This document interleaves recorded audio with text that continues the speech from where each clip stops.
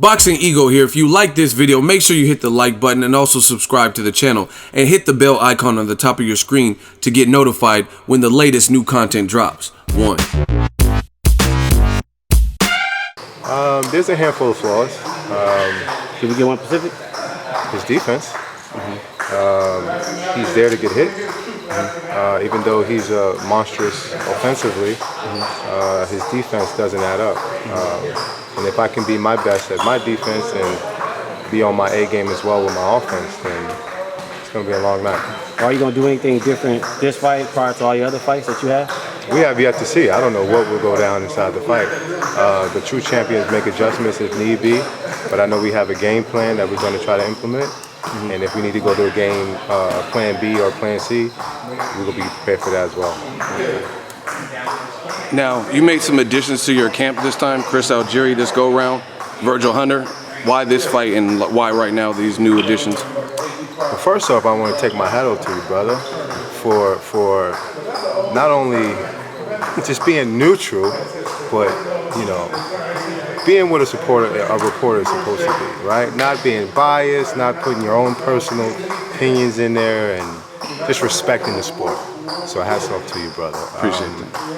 What was your question again? You made some additions to your camp. Chris Algieri being one of them. Virgil Hunter's assistants. So what do you think about, or what made it right now the time for those additions? I just think it was just meant to be. You know, I've always known Chris to be a great guy, and I've always known him to really know his nutrition. And when I see his Instagram and his Facebook and stuff like that, I'm like, man, You start getting hungry. yeah, you know, this guy is amazing. But, you know, I never thought about him being inside my camp. And it just so happened to be that he was available for this time. He's just like, man, everything is kind of coming together. You know, he's willing to come out here, you know, and train with me and help me with my nutrition. And, you know, my nutrition can be on point, as it's always kind of been, but he's on a whole nother level. I mean, you know, he knows his stuff, and not only that, he's a world-class athlete.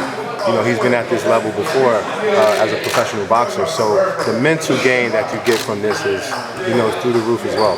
Definitely. And there's a lot of criticism about the Dimitri Perot loss, but people don't factor in that you beat cancer after that point and things like that. So in your mind, what does that loss mean to you, and like how did you bounce back from that? I mean, I think the proof is in the pudding. You know, I haven't lost a fight since. Looked extremely better throughout my fights. And aside from the emotional part that I was going through with all the stuff that was outside of the ring with my family, my grandmother passing away, aside from all of that, I was, what, 21, 22 years old? I mean, I was still a young man. I was a kid. I'm a full-fledged man now. You know, I know how to crack. I got that experience. And I've seen the game. You know, you grow in this sport. You know, if I was to remain the same kid that I was then, I wouldn't be here at this level now. So, you know, I think that speaks volumes. And I think people are going to always look for something to criticize. And the easiest thing to criticize is the loss that I took him with Pirog. But, you know, I know it's the sport of boxing, you're always going to have to prove yourself. You know, Mayweather gets scrutinized through his whole entire career. It's like, what else do he has to prove? But people still criticize him. So who am I to say that, you know, I'm subjected to that, you know? Speaking of criticism, some people said you were ducking the fight, you didn't want the fight because of this December negotiations. Can you tell the fans a little bit about the business side that was going on? Well, see, what people don't understand, and I get it from a frustrated fan perspective, especially when they don't know the business side or how it goes, you know, we fight for a living. You know, I fight for my family. I want to make sure I'm compensated accordingly. And you said it best. You know, they're making this guy out to be the biggest guy. They're making him out to be the superstar. He's selling out arenas. So pay me accordingly. If he's the superstar guy, if he's the main man, why would I not want to get compensated accordingly? If this is the biggest fight that could be made at middleweight, then why not want to get paid accordingly? And that was the main reason why it has taken so long, because it's supposed to be scheduled for December. But now that it's in March, the paperwork was right. I'm happy with the business side of it, and you know, the training part, that's all up to me now. It's my job to get in there and do my job. And then lastly, fighting at home for a big and dangerous fight, New York, how's that feel? It feels great.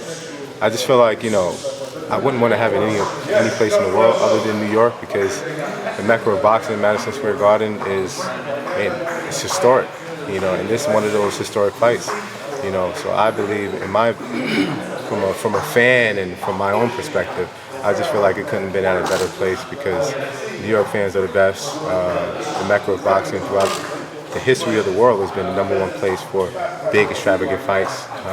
So me being a New Yorker is just icing on the cake. Appreciate it. Thank you. Hey, Danny. My